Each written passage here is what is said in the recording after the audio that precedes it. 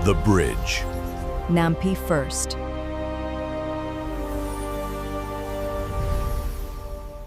Ole ke pao min tu ni phanin the bridge talk show adi sana tu chunga special intensive revision thua ama sa ina khat veina kihoulim na pu Tongmin Misao to inene uvin ti cha chun mi pi ho he thading dol le a poimo dan ho ina sei khom uvin tu in talk series anina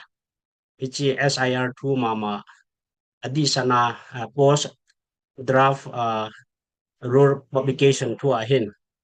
pu Tongmin to anaki holim kino hitin ma in ai ho context adinga apoimo ai lowa hile ai ho het team lo ho iza nam khat het team sa na holim na ni nei ki de hi in ye pa min pu Tongmin in apartment ta ho ai pi thei zarvin ma chunga ama sak da in ki pa thu i sevin chule nam mi te ho hong zau zo si zong lim na ke hin nei to ke lonin hi chi tok so hi speaker in phat ahin la ding ahin la chai tinga hle koi da bang do num nei o ma le do na phat zong ki pin din hi chung chuna koi da bang ama ku na head beddinga lungel nei o ma hi song lungel ho in sei theu hin te ti chu ama sat pena ka in sei hin tin tu in ipi hle tu zan pha na speaker ai pan pi do pu Tongmin in apha nin kila de le ke pa min te ki pau me nilha pha the bridge stage chunga ki pa thu ka sein hi tabang platform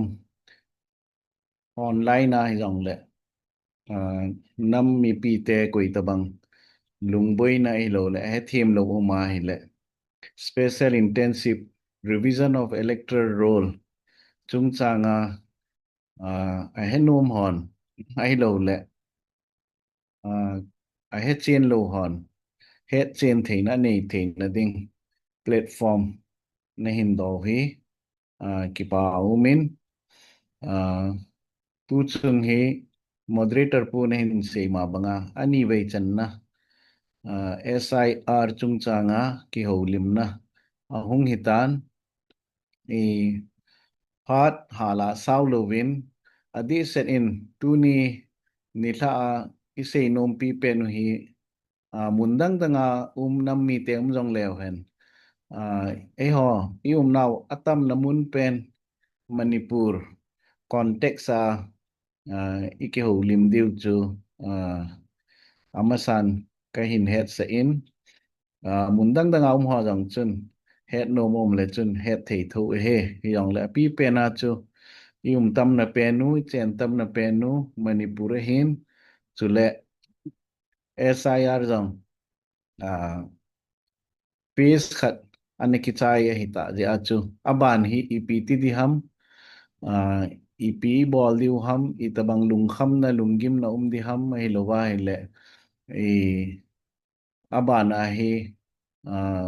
itabang din mun hung hi di ham electoral roll chung chang hi ti ho in a head team diu ikihil team na di wa chu tu nila phat hi ihin koi do hin tin adi in tu lai iche naw gam sung boi na hi asang che rengin chu ting le ki jot mat na ai lo vai le ki mu to na ho jang hi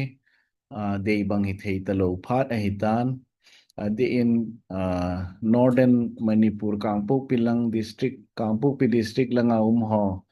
Churachandpur district langa ho ta kikimu to thei ta lo ki kom to thei ta lo che le wa le jong na wa ta lo hi ta bang phat lai hi je a chu hi ta bang online mode hi ho jong awareness kipi thei chan kipi to wa mi te jong voter list hi electoral roll hi SIR hi dinga lom ai lo le dinga tha Indian citizen ho chu iki enroll thei te diu ham ti chu poimo ta hi ja chu hi het diwa pha ahin e tu ni la kihoulim na hi sau be set lo di ahin ni ji chun chom cha khat ken api pe na tu situation a hi ipi chu poimo ham ti chu neu khat in saying ka ting sei chai lang le e moderator pu hin ting le adang dang participant no mai jong le doubt clearing session phat chu anamang khom le han ki pa umin tin ama se pe na isei do no mu che le atam zon jong in het di we hitan manipura SIR schedule to kitu achun draft electoral roll hi July tarik nga achun publish ani ki boltan that means special intensive revision na enumeration phase enumeration form submit na phat chu ane ki chaya hitan chi chung ki chai pha na chu draft electoral roll chu Manipur Chief Electoral Officer office in publish ana boltan hi hi le tua chu amasa hulim na jong na sayvin draft electoral roll a hi koi ho min chu hung chung di ham ti chu kana seitan koi hi jong le enumeration form house to house visit phase enumeration phase sunga enumeration form fill up bola submit ho jo se chu draft rola amin panga hi ahin la koi tabang enumeration form ana submit lo ai lo le anana sa lo ti dham ai lo le ta lo ami asa jong ta lo te ka banga athi hi mai the ai lo wa hin le hichilai muna chu ta lo hi mai the mun danga ki chon do hi ta mai the shifted ai lo wa hin le mun ni a amin mun khat abo enumeration form a submit a mun khat a submit ta lo ti ho yang the a hin hi chitabang ho chu enumeration form ki submit lo se chu draft electoral la hi amin pang ta lo ai tai ti chu ni ne in an have hitin abana chu ai le draft electoral roll publish ki bol ta a hi le abana hi ep hung ti di ham ti chu I het ngai in tin I het di wa de che hi le tua enumeration form submit se draft rolla amin pang se chu electoral roll registration officer ERO assembly constituency khat a ERO khat umahin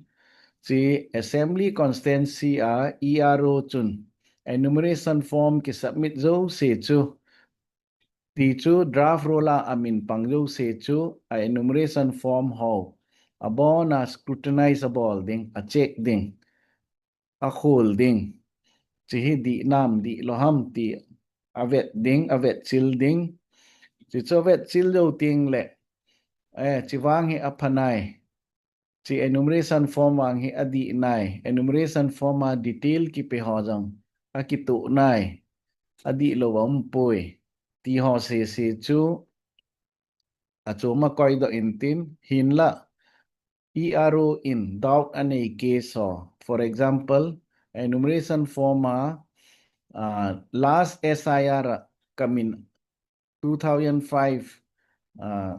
last SIR Manipur context 2005 achun kamin hilai constituency achun anapangin chi kamin ahin chi ka epic number ahin chi ka pamin ahin tia ipi ho chu ithiam khana electoral roll la amaho koma to akitu lo uma amahon match a ball thelo asu to thelo au ma hile so how to doubtful case ai lo wai le mismatch case hungi ting hi amin enumeration form a ki fill up banga electoral roll adi chena kitu chena ki mu ho chu aboi tapon e cho chai le case number 1 aki suitcase ti tao te. Okay. Enumeration form okay. Electoral detail ho jang okay. Second chu logical errors ativin api kitu ulo. Ay lawai le apa api kitu ulo. Ay lawai le aku mapi kitu ulo ti ho tabang. Aman enumeration form detail ho submit a ball to. ERO in ama constituency electoral roll detail ho avet ka kitu ulo ho chu notice issue hin ball the ERO in. Tieng le enumeration form chu fill up ho chu ni het di wahin column niya min column khat chu nang ma detail la sesar na pi ding column khat chu nang ma detail om lo le na pa detail ham ai lo wa le na pu detail ham relatives detail in la sesar kiti khadang umahin chipa chu la sesar detail ama lo wa te ka banga kum som legit analing lo lai ho last 2005 last sesar ho chun left langa column pa chu blank akoi di hin the right langa column pa chu fill up ding apa min ham apu min ham ka screen hin sharing cutting I het chen thei na di win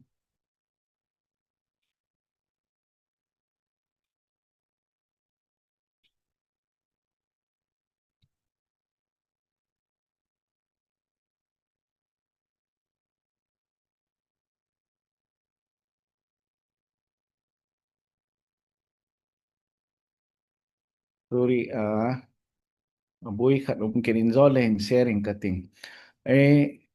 ipa min ai lo le ipu min ham relative min ipi ho adi lo ho jang chu amo rola to ki ba lo wai le cho jang chu notice issue hin bol di he izia chu to draft rola chu apan mana chu final role hong ki publish ting le kamin pangding a hi ti chu 100% aki sei thei de pun draft hi na lai ja chu draft rola pangta hi wanga ERO in check abola avet chila khol chila icho hi doubtful case he icho hi la se sar detail ki pe hota ki to poi ati ho se chu notice issue in bolding notice period sunga hi notice issue in bolding iti sunga chu notice na muwa le ERO comma chu personally ta sa ta pair na gabol ngai ding cha chu explanation na pi ding cha chu document ipina ne yam inzole kahin vet sa de hin election commission of India in 11 documents at least api in prescribed document icho la anane ho chu nangma na date of birth dungzuya iti kumana penam chi dungzuya chu chi document ho chu na produce ngai ding ERO comma na vet sa ding na submit hung ngai ding cha chu ERO chu satisfied ahi ai le adi nai a document jong adi nai ho ipi ho jang adi nai ama hi India ping mi mo nga hinai ti ho document basis chu avet alunga thaya le ERO chun cho chu okay bolding pass bolding chiu ting le final role hung ki publish ting le hung zau ding ahin la notice issue ki bola notice na sa lo ahi lo wa le appear ERO officer appear gabol lo gachi lo document ho jang to ECI in 11 document prescribed document api ho nei lo ai lo le submit zo lo ho chu ERO in ho chu final role ong ki publish ting le ahin pan sa lo mai the ai tai ti ong chu in a head deal de yamin abana important activity khát chú draft rola amin pangtalo ai nga Indian citizen la hingal akhwala cheng achen na in mun alo mun jong kisu ai nga tua draft electoral roll ki publish amin pangtalo ho chu mi tam ta diu kata sanin cho chu ni pi ibol diu hitam ti chu thu do tam ta aumin hitabang case ho chu lungim ding lungkham ding a hipon claim and objection period kiti aumin chi draft roll aki publish zawa chu Manipura hi claim and objection period hi 5 July achu draft roll ani ki publish hin chi apan achu hi chi period hi aphat hi ki honga hi tai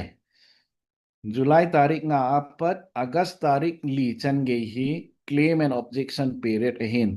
tua draft roll amin panglo ai wanga Indian citizen hi tho hingal ami jong hing na lai dam na lai ai wanga draft roll amin panglo ho si chun tu hi tu phat hi August tarik li masanga hi form 6 form number 6 fill up ibol diu hi chito chun declaration form kiti khatzam umin ichi declaration form yang chu inzol hin bet sa inkating siang chu fill up uwa BLO ho through ahi lovai le ERO office ema assembly constituency ERO ho koma chu submit ungai di hi chi claim and objection period sunga hi form 6 chu na submit lowa hi le final roll namin apan na ding chu chance lo hi tai hin la draft roll namin panghi jong le claim and objection period sunga hi chi form 6 to declaration form chu na submit hi le draft final roll hi namin hungpang thein na lai hi ti chong chu poimo ta ahin ane he vitin thudo phabem hung chu ka koma kamin la draft roll la chuna pangtho nan ai wangin electoral roll la kamin kapamin ai lovai le detail adang dang ho chu ata to akitu poi adhara ka to akitu poi ti hi case tam ta omin hi ho jang chun su di na phat ine yuvin to a period for filing of claims and objection August tarik li masanga hi form 8 i fill up uwa declaration form to i submit tha diu form 8 chu ipichu di loham electoral roll hoi chi chu su di ngai ham ti ho chu form 8 au min tin cho chu i fill up uwa i submit uwa le final roll hong ki publish ding le i detail ho adi ta chu hung pang ding he tai ti yom chen ne he vite khat ta screen hi khat we hin try kit in cutting in zo ka say form ho chu ga vet sai nge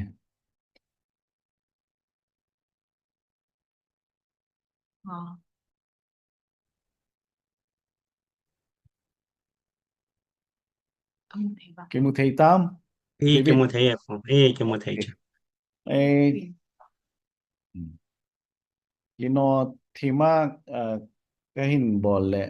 kichi be set lo mai the ya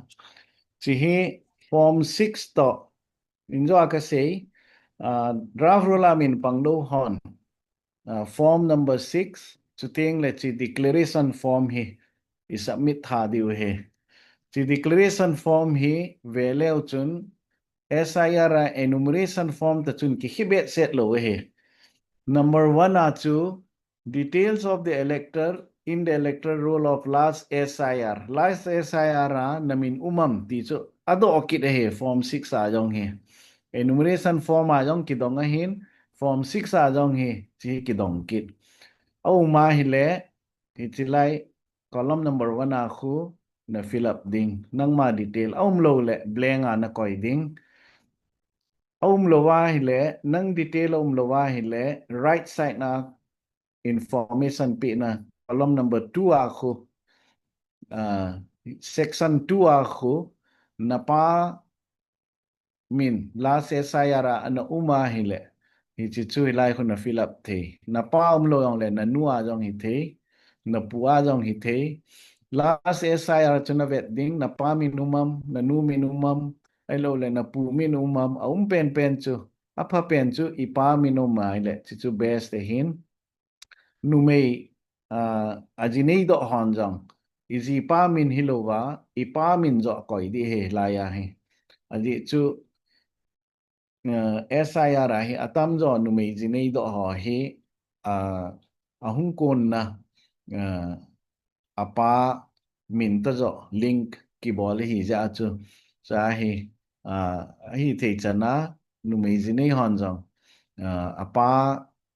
last SIR min umai le lai chu pi ding ti na hin chi enumeration form to aki hit nom be set lo hin declaration form hi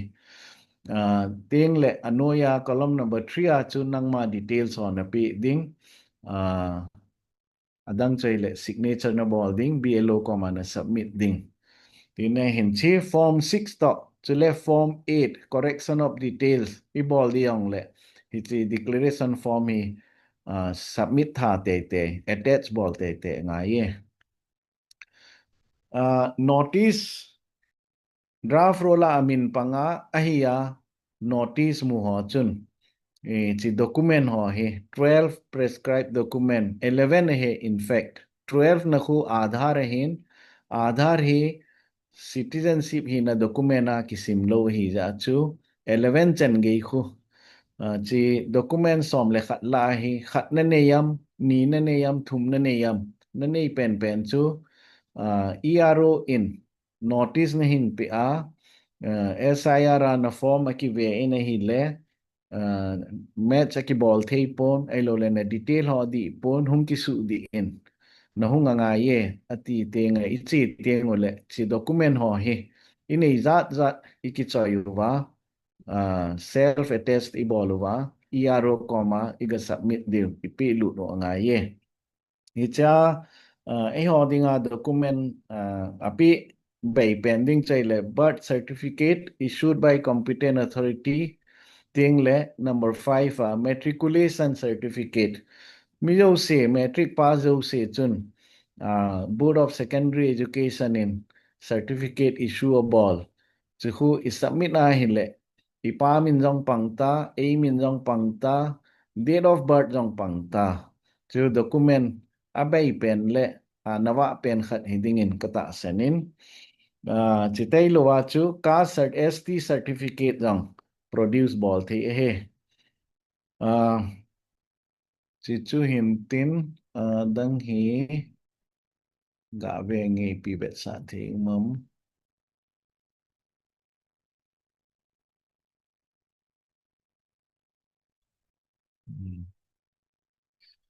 chi document ho hi ipitabang document chu kuya dinga poimo di ham ti chu hilai hena ki pe in te ka banga to document ka ti pen chu notice mu ho dinga jong a hin chu teng le draft rola min panglowa form 6 atha be a enroll ki bol na dinga submit hon declaration form is submit teng le submit tha diu document chu hoi chi document chu koi tabang in a submit de ham ti chu hilai hen a ki pe in ve leo chun bullet number 1 akhun if born in India before 1st July 1987 1st July 1987 masanga ping na hi le tua document ka hin vet sa som le khat ho la chu khat pen pen na pi thei e he ti chu for example matriculation certificate chu na pi yong le thei jeng ti na he ahin la 1st July 1987 to 2nd December 2004 ki ka aping na hi le nang ma akeu hilo napa aham nanu aham ama ho chu Indian citizen a hina ve chi approve a hi ti som le khat ki pila chu khat pen pen nanga jong nanu ham napa ham a jong na submit ngai kit he ting le December tarik ni 2004 Zowa ping ho chun document line kipiin provide any document for self nanga dinga som le khat document ki sei ho la chu khat na pi ding na place of birth date of birth ti chu Indian citizen India ping na hina ai ti proof na dinga chi tai lo wa jong chu na nu a jong na pa a jong na pi nga ye provide any document for father Aban chu provide any document for mother chu pi nga ye if any parent is not Indian ai ho context a chun chi umbet set pun tin se yo ngai ka sapun if born outside India chong hi loading ka ta sanin if acquired Indian citizenship chiong hi loading ka ta sanin ai ho dinga chu bullet number 1 or 2 or 3 cho hi kha zo applicable hung hi di hi chu tu hi aphat lai ta hin Manipur context a dinga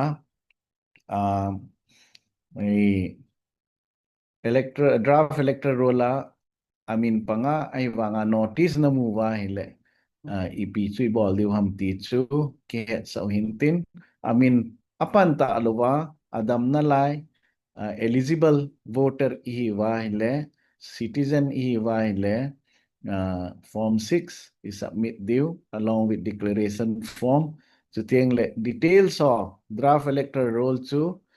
event over details so adi ilobo ma hile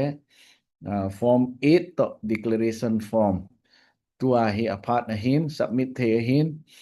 a hin la ngai hi cha hi submit lo le pumboi na boy tai ti na ding wang cho ombe set pon final roll la amin panglo imuwa genuine citizen genuine eligible voter hi wa hile SIR kichai nunga jong form 6 tieng le correction adinga form 8 ho hi submit jing theina la he ti chu he diwa ka sei do nom hin tin chi chu ke ya kona draft rule ki publish zowa EPP heading a pha umam ti ho chu chom lam thei pe na ka hin sei hin tin ki paumin ka ki pain tabang phat nei pi je win the bridge chunga tun moderator pa koma handover in ball kita nge phat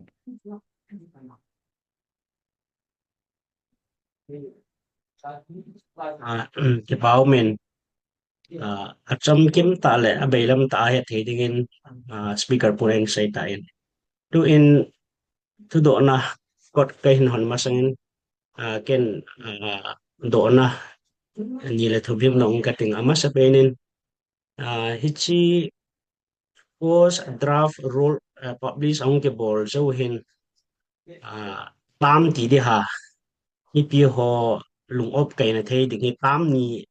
hi ka hin pulut numa ama sa pen hin no mapping ki ti khan hi ahung do en an ni na chen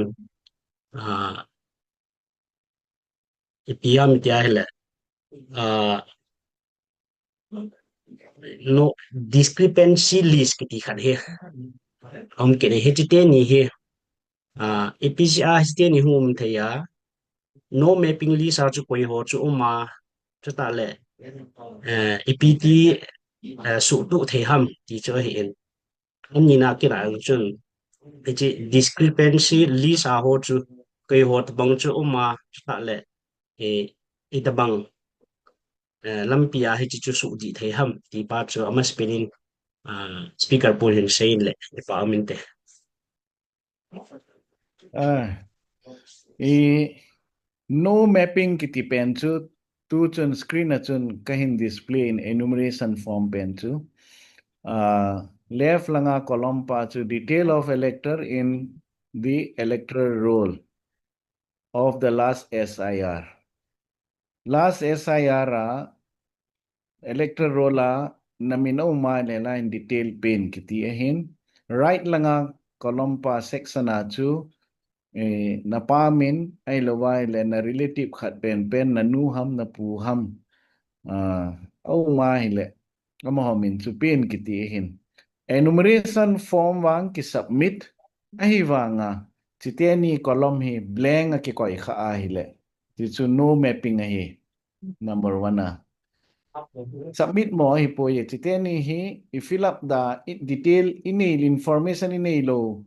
jong le so ikaya anoya ema detail hilaya hi third section a hi ema detail ho fill up a signature bola I submit a hi le enumeration draft rule a chu imin pangjeng di he ai wa nga chu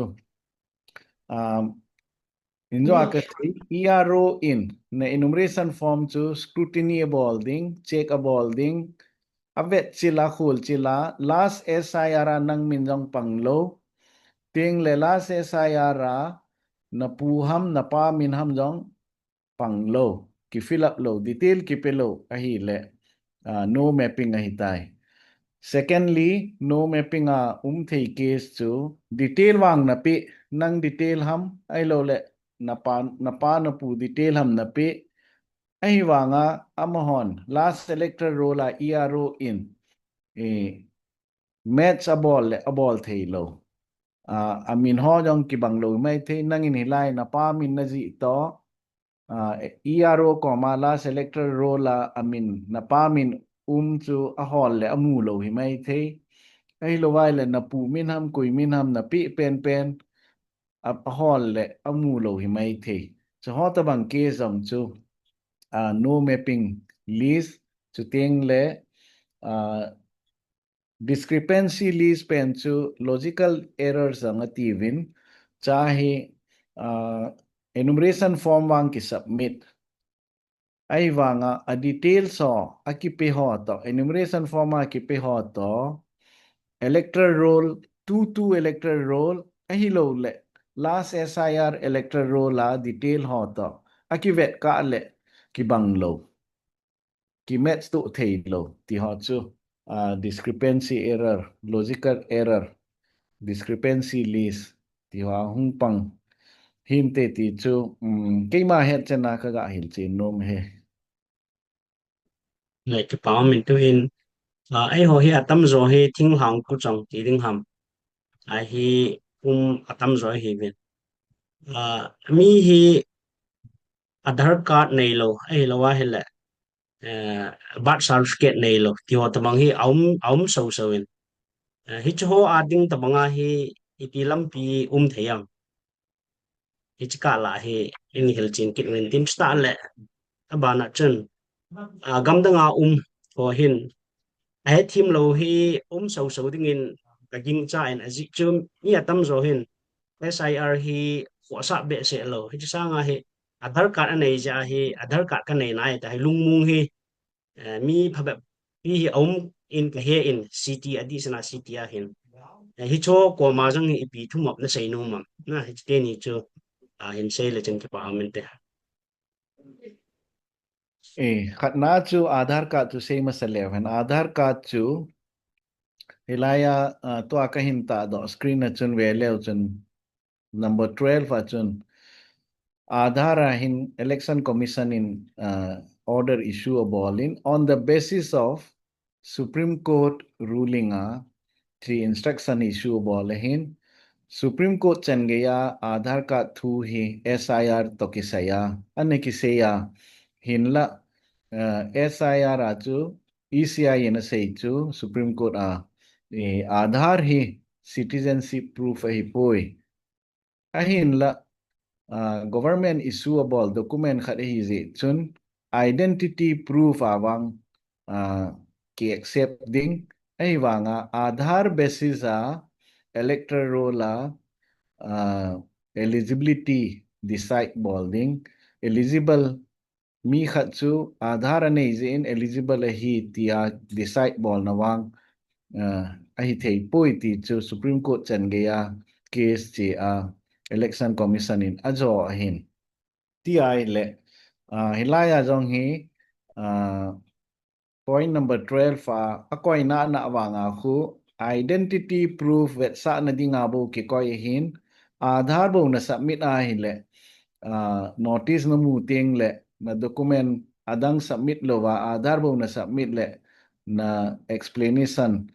na submission ho chu na petition chu reject ki bol na ding chance adi na len he ri chu Aadhaar chu citizenship proof hi na document hi poiti chu kichi ta Supreme Court chan ge ya ECI in case azo Supreme Court in jong asei chet hi tan Aadhaar card nei ja chu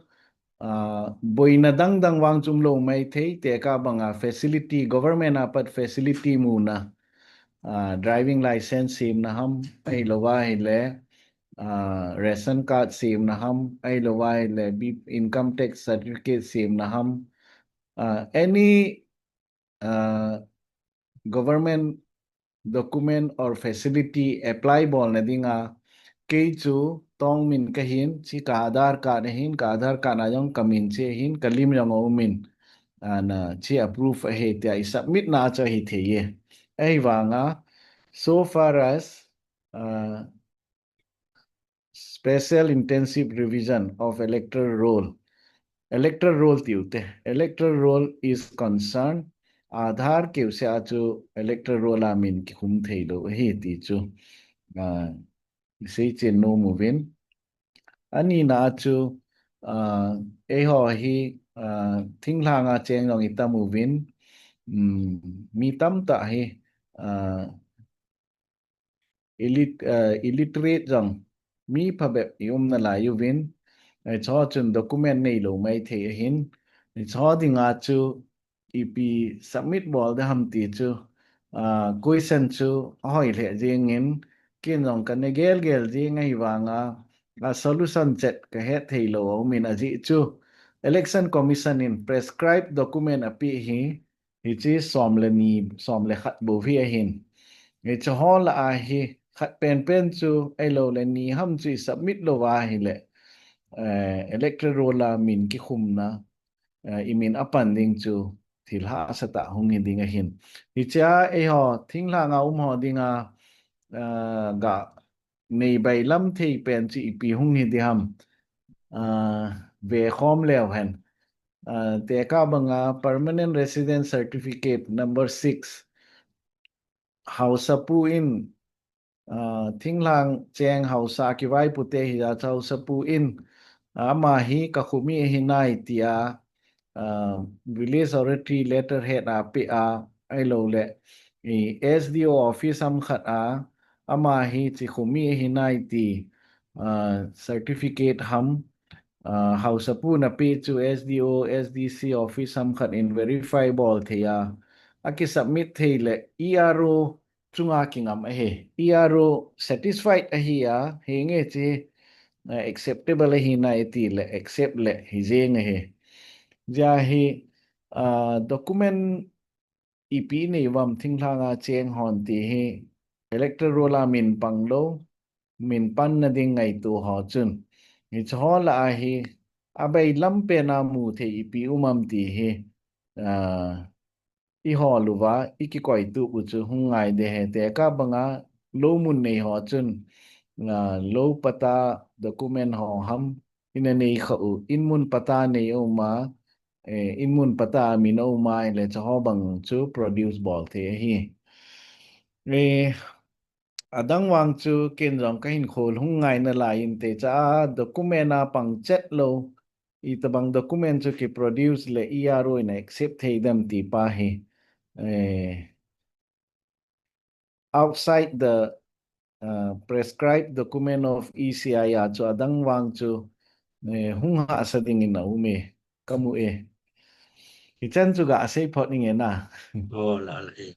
ki pao min do no ho jang ki chi sa ni na ngai ha wen tu in koi ta bang tu chana haulim na in nei na chung chon wa het be num ai lo wa le lungop kai na nei om ka ai le phat ho ngui tin ai ma chi an mu tung te bol wa do the wa hi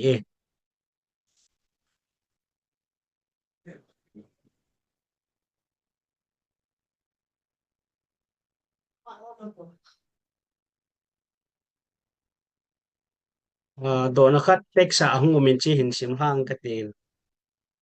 tu le tu ga mang jang tu le tu hin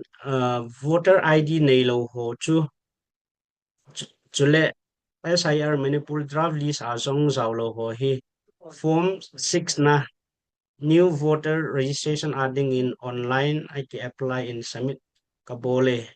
ai hi le abana ipi ka bol be ding ham ichi hi Pauline in a hin do hi in abang kha hin do be kin in chang hi hin sim tha kin in kating tu le tu hin kapa min hi SIR Manipur draft list a azawin hi chitol hon chun ka unu EPIC number hi oiham list a kun inform gate online a ka fill up in kohima a kipa turchan pura transfer in hinla tu chanin status a clear nai poi hi thedi hinam hi e he them hapo to na chu tua chu form 6 chu first question pa chu form 6 chu na submit ta le ma cha bol be di pui a hin la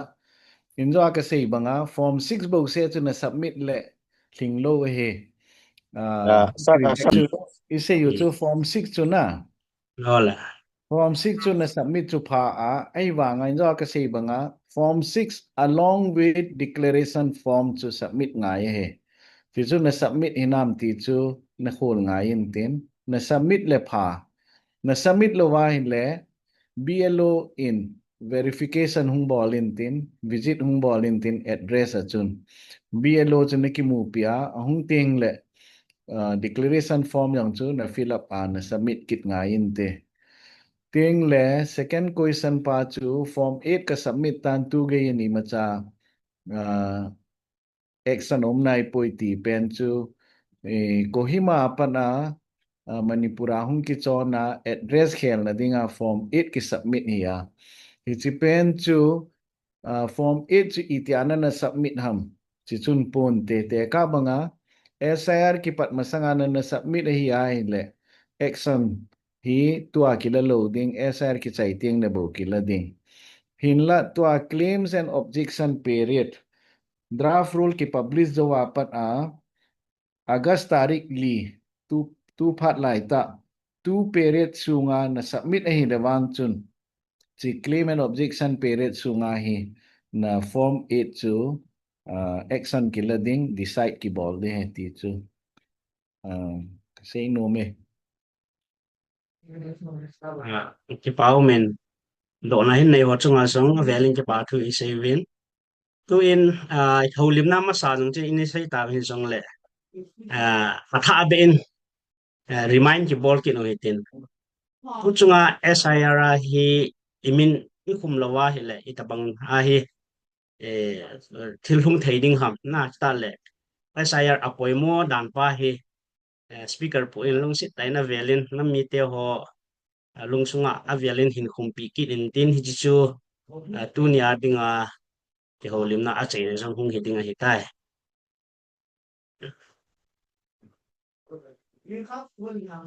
okay chi masanga chun head jong atam jon heta na tin hin la koi ta banga hello anum kha ai le draft electoral roll hi Chief Electoral Officer Manipur website ai lo le sort a chun CEO Manipur tin nang Google a type bol le chun hung po jing in tin chi website a chun na chi a hi le a chun scroll lumin tin chi scroll a chu draft electoral roll SIR draft electoral roll 5th July 2026 kiti tin chu na ki download nang ma constituency no na ki download draft roll chu kamin pangnam ka in ku te min pangnam ti ho chu i check thei he mi no sen ikichek che over ima min panglo elo le in sumi panglo au ma hi le tu phat hi ahun lai ta hin tu phat na hi form 6 amin panglo hon declaration form te submit diu ting le amin apana hi le enjoy say how mismatch case discrepancy case mapping error no mapping ti ho case hongoma notice imuva hile document ho injo 11 document ti ho chu gun tupsa ready a ikikoyo hunga inte to a chu draft rola min panglo wang chu su di na ding ai lo le final rola pan na ding part a na lai zin final rola min pangtalo ho chu ipi consequences di ham ti chu tu hin kichi te in wang chu na pun hin la election commission press release ai lo wa le ama instruction a ko na mu thei chu hiti na ki ji e english pa win in sining kating ero sorry ERO will refer cases of suspected foreign nationals to the competent authority under the Citizenship Act 1955. That means draft final electoral roll hunki publish citing le ERO in final rolla panglo electoral rolla amin ana pangai wang final rolla pangtalo ho kuitabang miyo si wang chati di poina kuitabang foreign national hidinga agin mo o ma hile Indian Citizenship Act 1955 noya action la na dinga competent authority ti chu government department hitabang case deal ball ho government department maybe Home Department, Ministry of Home Affairs ithei cho ko ma chu at least na thot di wa hi a thot ding a hi ti chu a thu chu au me ti chu ke sa no mu vin hung long hung mai thei se thei ai poi a hin hung te in tin for electoral min panglo ho chu foreign national hi jing movin am ho chu action kila ding deport ki ball ding ki thot do ding ki sol do ding ki man ding ti na wang chu om di pu hi jong le e a thu chu mi ta ja chu hi ta bang yong chu hong na thei chance a me ti chu het thei hin hi chi ja chu si SIR hi electoral imin pansa te ding ngai tu ding eligible citizen eligible voter zo si in to a draft rola panglo jong le sei banga form 6 ho chi submit wa pan na te ding ngai tu diu itam khana final rule chen ge a iminu apan ta lo wa form 6 is submit zo wa jong apan lo lai le phát cái chạy đi bốn SIR cái chạy tiếng ông lệ form 6 họ chu submit dinh thế hiện normal times à dòng cho họ chu submit over enroll cái bọn là tê tê ding ngày tụ ngày in tê tê chu các bạn sẽ bé nô mê he cái bệ